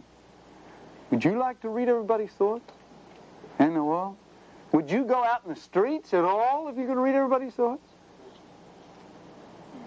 There is somebody who can read everybody's thoughts. Not just in a 50-mile radius, but around the universe. He knows what every person's thinking. He is intimately acquainted with every rotten thought and every hurtful thing, and it comes straight into his consciousness without a filter. And if anybody can be hurt in the universe, God can be hurt. So much so that that Bible word repent, which I think I mentioned in one of the earlier tapes. Different words for repent. Some mean to change the mind. Some a change of choice. This word is a special word. It's a word that really can't be translated by any single English word. The New American Standard, I think, has a good... In Genesis 6, you could have a glance at that. What does the New American Standard use? Genesis 6:5. Anybody remember what New American Standard or New International Version? One of those versions has a pretty close translation.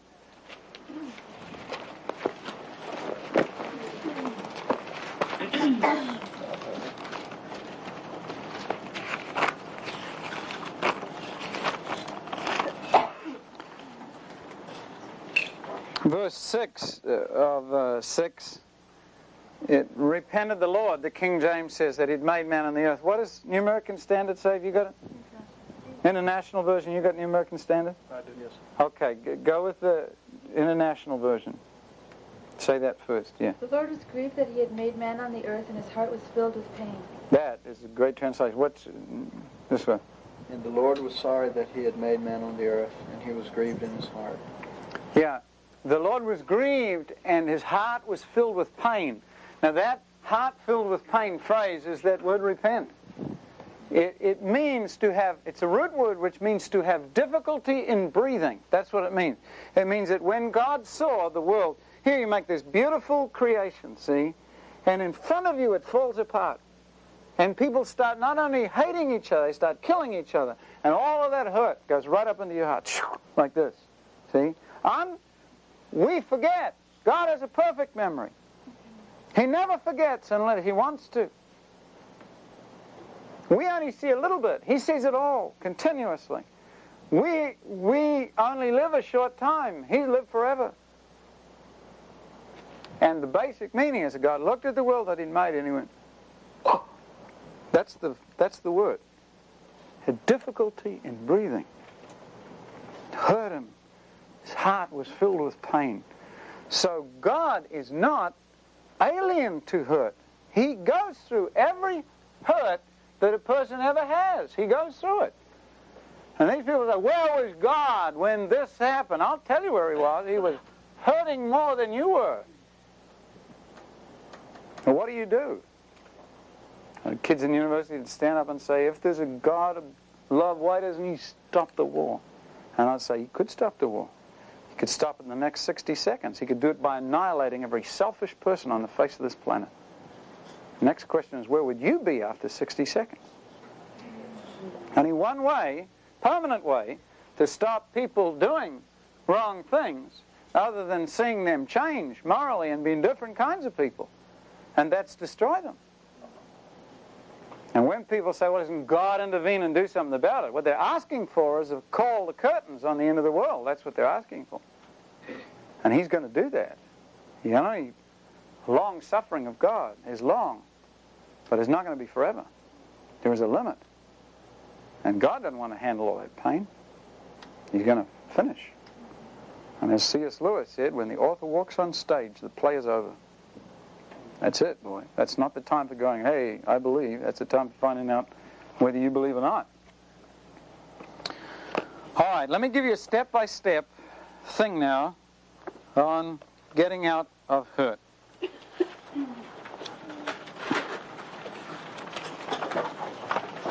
And I'm taking this from this little breakdown I put in Handbook for Followers of Jesus. But first one goes like this.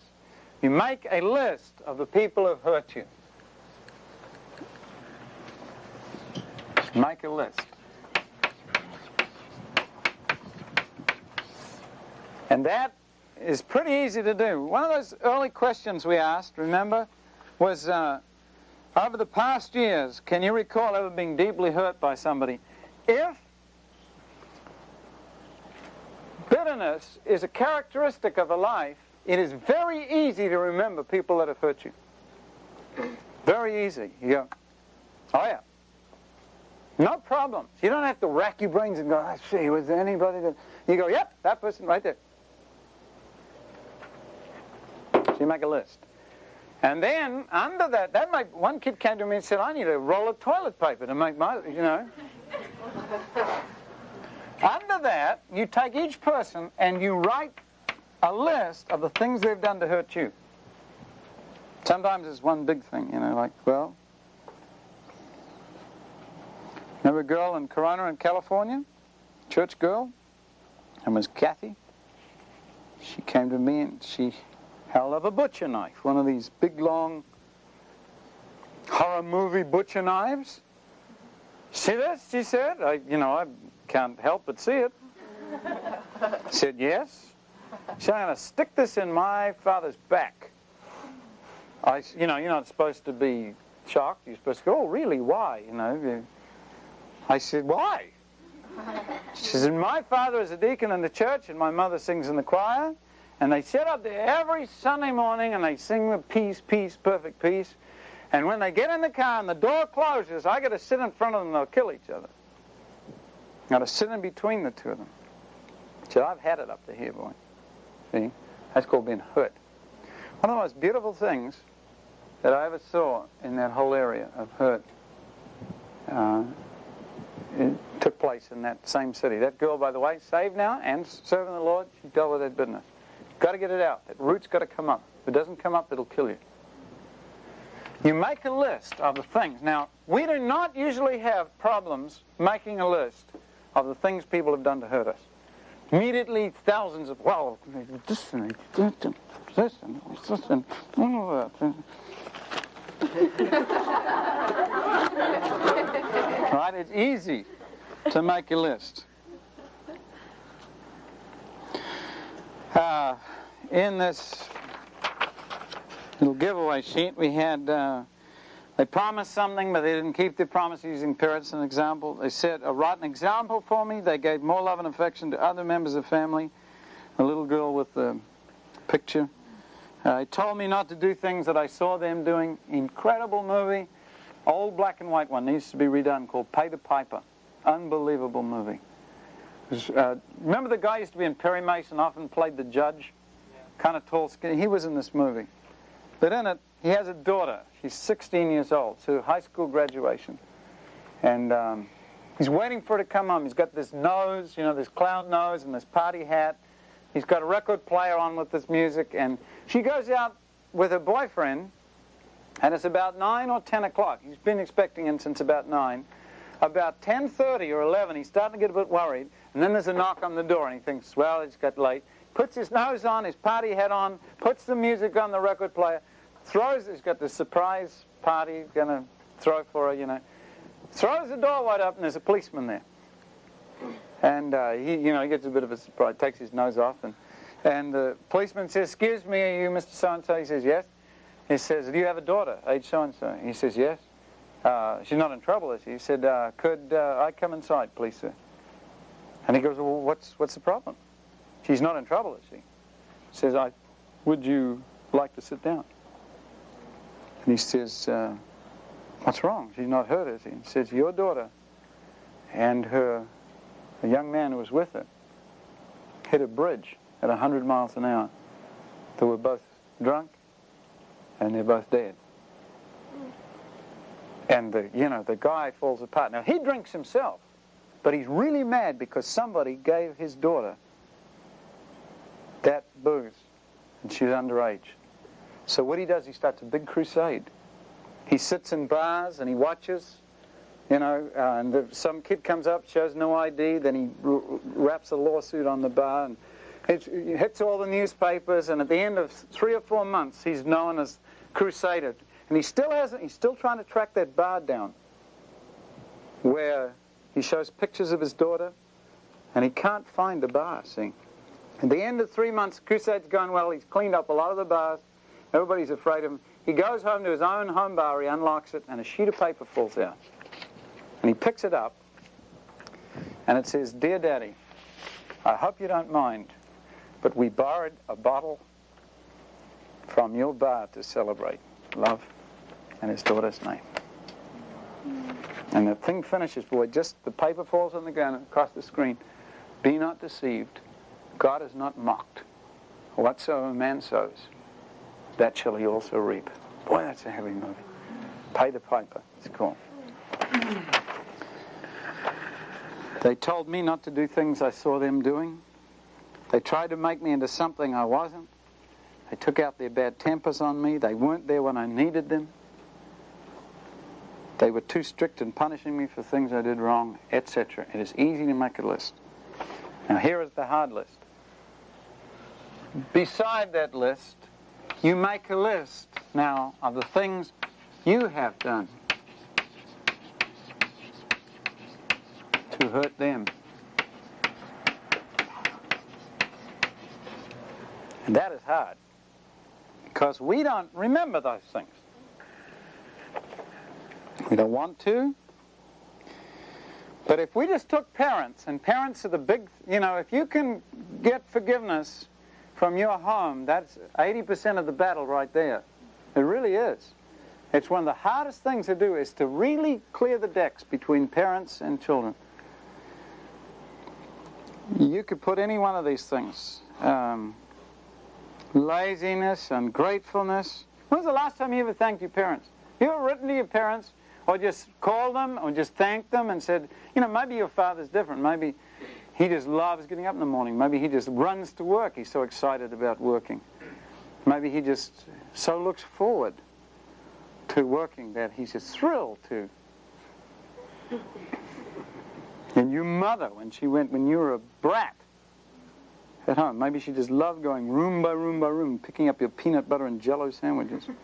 You squashed them down the back of the sofa, and that fragrant experience called the laundry, which he just enjoyed doing every day. And you went to school and you came back and you were on the phone for about 83 hours. Mother came in a sweet, kind voice and said, "Come on the phone!"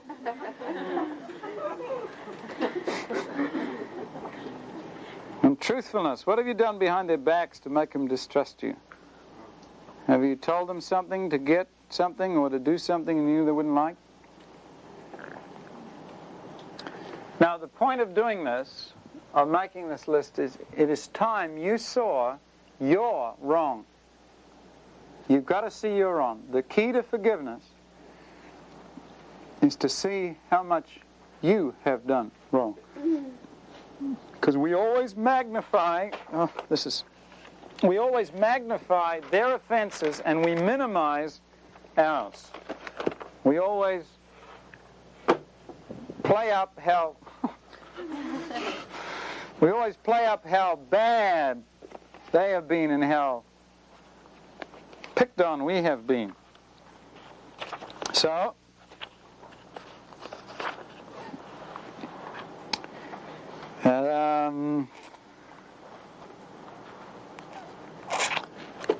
check your list. Ask God, the Holy Spirit, to show you. He will help you. Matter of fact, He is very good at doing that. A lot better at showing you than you are at listening. You ask God to show you. And then you will find an interesting thing. A lot of the things on your list are the same things as on the other list.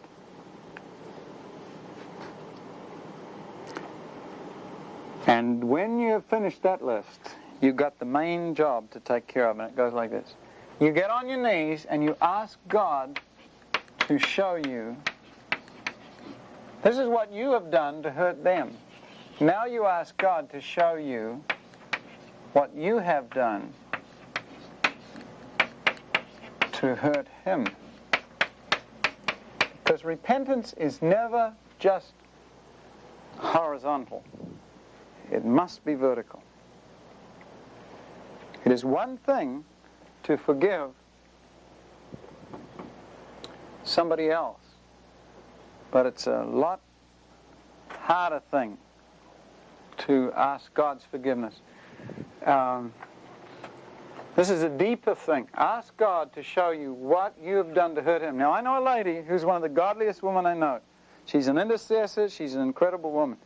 She asked God that one time. She said, "Show me the way you see me.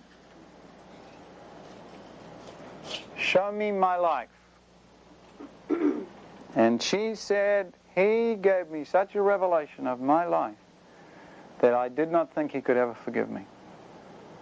She said, "I bawled like a baby for 3 hours. He gave me such," and this lady is the most incredibly godly person I know. She's not your, up and down type person. She got saved when she was 8 years old and grown up as a missionary family and as an intercessor and knows the Bible like very few people do, and God gave her a picture of herself. Why? David Wilkerson had a little thing once called "Get Your Hands Off My Throat." It was based on, remember the story in the Bible of the man who owed a small amount of money? Your modern versions have it in dollars and stuff. But Dave said once he was in a crusade and he was tired and he wanted to go home, and this smelly, ugly, dirty, long-haired kid came up and said, "Can I talk to you, please?" And his first impression was going to say, "No, I don't want to talk to you. I'm not interested in talking to rebellious kids tonight. I'm tired. I want to go home." But he stopped. And he said, "What do you want?" He was a bit brusque, "What do you want?" The kid said, "Mr. Wilkerson," he said, "I'm sorry to bother you," but he said, "My parents kicked me out of a house a couple of years ago," and he said, "I've been living in this house and then, welfare, and that's all finished now, and now the building I'm living in has been torn down," and he said, I've been trying to get my life together, and I don't know how to do it." And Dave said that God showed him something about his own heart. He said, you have this attitude of brusqueness with people because they're rebellious. But you don't know what I forgave you of. And reminded him of the story of the man who owed a little bit and came to this other man who owed a tremendous amount. Remember that? Guy, let's say $1 million. We'll make it ridiculous. He owed $1 million. The guy who was his boss said there was no way for him to pay it. So what did he do? He freely forgave him his debt. Wiped the books. See? And then when this guy was freely forgiven that, so this other dude come into him and say, $40, give me what you owe. This cat has just been forgiven all this, grabs the little guy and says to him, "You pay me that $40. And the guy says, "Well, just have patience and I'll try and pay it." And he throws him into prison. And the scripture says, what do you think the man does who was owed all this money to this man when he finds that out? This is what he'll do. He'll put him in prison and he won't come out till he's paid the last farthing. And that's a parable on that thing about forgive us our trespasses. So a key thing is to get a picture of what you have done to hurt God and ask God to show you what you've done to hurt them. Will put things in a correct perspective for you so you won't get that grabbing throat deal.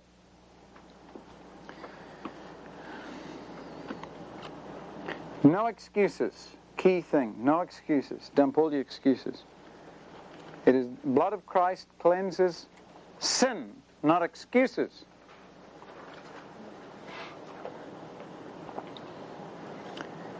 Now, you need time for this, and when I give stuff on this, usually 800 people come up afterwards and go, "Hey, what do I do?" It's not a complicated thing, but it's a costly thing. You need a bit of time on your own, and you must do this first before you can help other people. You don't think you can help other people until it's happened to you. Get your list and let God break you. If need be, weep. You know, spread out that whole list. Let Him show you. When we lead kids to the Lord now, we usually, like if a kid comes up the street, I'll get them to make that list.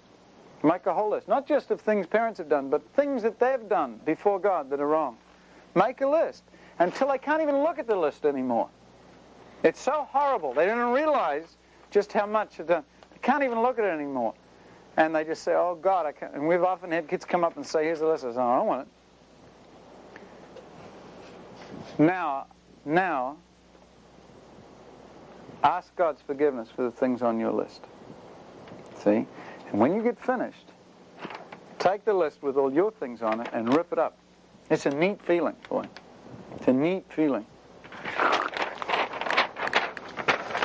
See? Burn it, if you like. That'll help, too.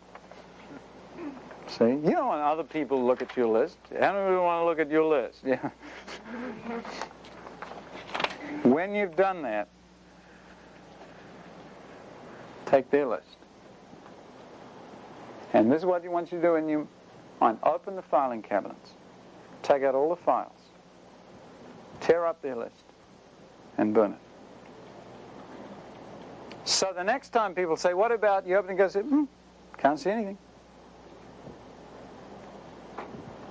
You must release that to God. Forgiveness is opening the filing cabinet before God and clearing the debt. So I'm not going to hold this against people. I'm not even going to keep a record of it. You remember the Rolls Royce? The Rolls Royce? Did I ever tell you about the Rolls Royce? I didn't tell you about the Rolls Royce? I've got to tell you about the Rolls Royce. You love the Rolls Royce. A man bought a Rolls Royce. He went to a Saudi Arabian country. Now these things, they start at $150,000. Something broke down first year he had, and you don't even change the oil on a Rolls Royce. Somebody else should do it for you. Something broke down in the Rolls Royce, and the whole thing, they couldn't fix it, so he called Rolls Royce England, and they sent out a 747 equipped with a full shop in it. Fixed up his Rolls Royce, and he waited for the bill. Did not come. So after a couple of months, he was bothered that he'd suddenly get hit with this big bill, and it had messed his accounts up. So he wrote a letter to the company and said, "Dear sirs," kind of testy little letter, "could you hurry up and get that accounting? I had this Rolls Royce, it broke down. Hurry up and get this accounting back because I need to get my books cleared up." Got a letter back from the president of the company. "Dear sir, there must be some mistake. We have no record that any Rolls Royce has ever broken down." Now that's really what, no record. No record. That's what God does to you. Do you want Him to remember and recall and bring to mind all of the things that He's cleared your decks from? You do the same. The Bible says, if you do not forgive others, you will not be forgiven. And it is a choice made in response to God's dealings in your life. And the best way I know of doing it is let God break your heart first. And that'll give you power to clear the decks for others. All right? Here's what Charles Warner said. "In the very depths of yourself dig a grave. Let it be like some forgotten spot to which no path leads, and there in the eternal silence bury the wrongs or the hurt that you have suffered. Your heart will feel as if a weight has fallen from it, and a divine peace will come to abide with you." And my thing was this: Lord, I've been hurt, and I hit back in horrible ways. I've been just like the one that hurt me. I got filled with bitterness and callousness and pride. Forgive me for my rotten attitude. Forgive me for my sin. I knew I couldn't help being hurt. I know you understand that, but I could help what I did to hurt back. Wash me and make me clean again. Beautiful illustration of that thing. The writing of a letter.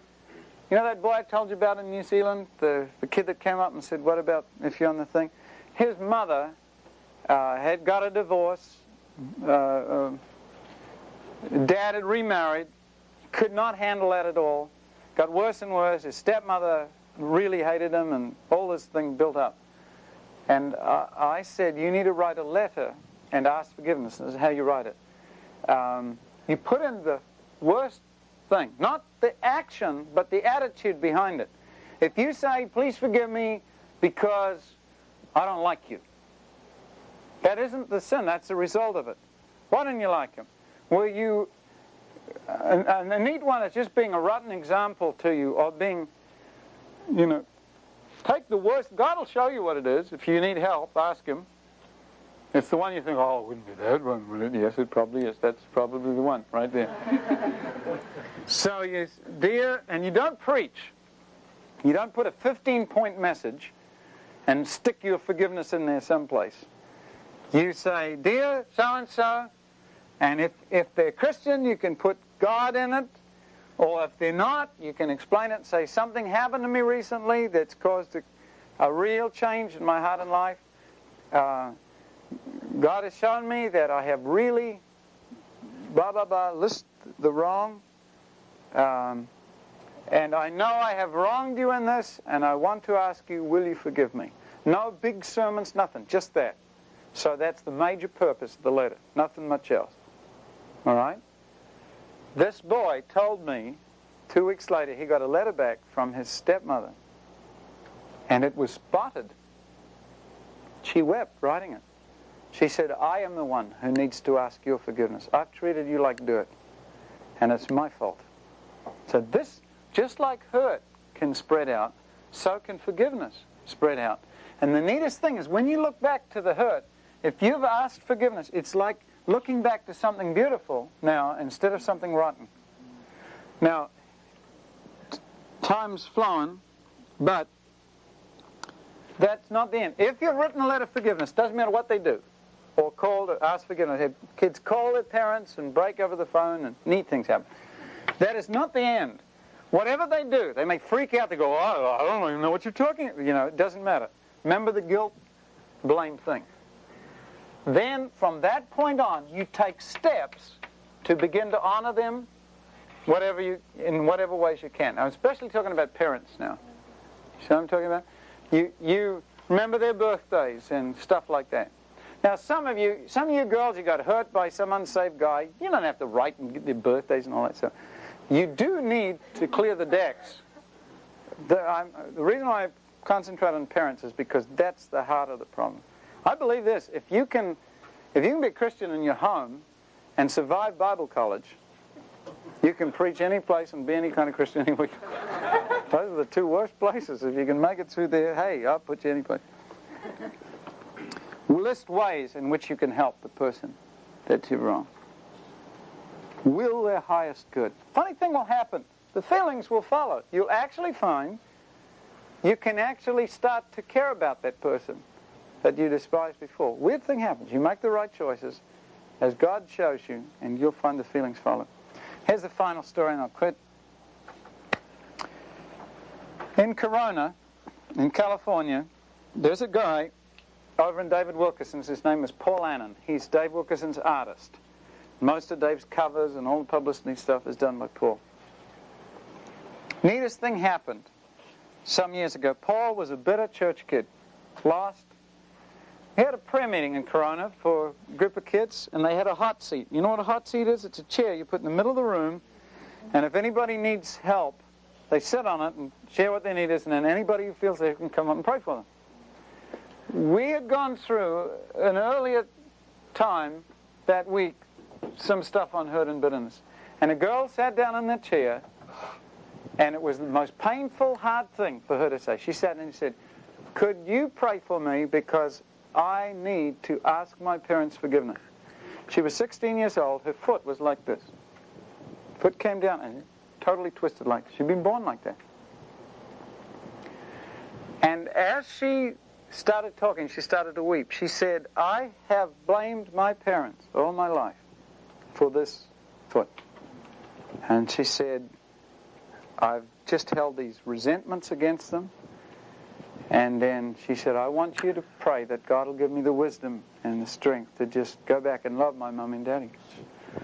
And about 100 kids in the room, about 80 of them got around the chair and started praying for her. Now Paul, who was lost, he was doing paintings there of $700 or $800 time at 17 years old. He said he used to look in the mirror and he drew these people The last painting, I saw the last picture he painted before he got saved. It was a gambler. Had just discovered the other guy was cheating. He hadn't drawn in the gun yet. The faces were so contorted and bitter. He said, just look in the mirror and draw. He was leaning against the wall like this. He's the only one who had his eyes open, bitter and mad. See? Didn't know why he got stuck in the middle of this prayer meeting. Just wishing he could get out. There was too many people in the door. And the girl started to weep, and she said, it's even worse than that. Can you pray for me, because I need to ask God's forgiveness. I have blamed him all my life for this too. I've said, you never want me to get married, you never, she said, I've carried this in my heart for far too long. And she began to weep, and it wasn't just a shallow, it was a deep, like, it came right out of a very innermost, that spirit of hers that had been hurt so long there, started getting free. And kids, there was like 100 hands laid on this girl, and they were praying for her. Everybody had their eyes closed. Half of the kids were crying with her. And Paul Annan, the guy against the wall, saw something nobody else in the room saw. As she released her hurt to God, her foot went straightened out, perfectly whole. And Paul, she felt it. He went, trial. And Paul saw it. He was right there in front of her foot, and he got saved. And he just went, and broke, cracked. So that's how you get into the ministry. See, when people forgive and seriously take God's command in this thing, it releases healing into society that is unbelievable. But I leave that to you.